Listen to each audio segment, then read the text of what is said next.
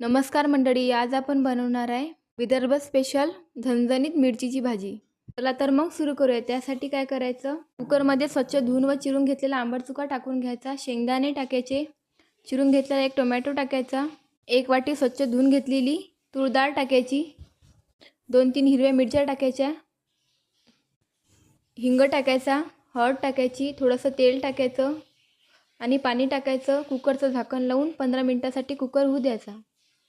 ही भाजी आमच्याकडे म्हणजेच विदर्भामध्ये भंडाऱ्यामध्ये आवर्जून बनवली जाते। तर वाटण तयार करून घेऊया। त्यासाठी काय करायचं, 3-4 हिरव्या मिरच्या घ्यायच्या, लसूण, आलं, कोथिंबीर याचं छान वाटण तयार करून घ्यायचं। 15 मिनिटांनंतर डाळ शिजली की ती हटवून घ्यायची। नंतर कढईमध्ये तेल टाकायचं, तेल छान तापलं की त्याच्यामध्ये मोहरी टाकायची, मोहरी छान तळतळायला लागली की त्याच्यामध्ये जिरं टाकायचं, हिंग टाकायचा, तयार करून घेतलेलं वाटण टाकायचं, कढीपत्ता टाकायचा, कोथिंबीर टाकायची, हळद टाकायची आणि छान मिक्स करून घ्यायचं। हटवून घेतलेली भाजी ही कढईमध्ये टाकून घ्यायची, थोडंसं पाणी टाकायचं, चवीनुसार मीठ टाकायचं, छान 2-3 उकळ्या काढून घ्यायच्या।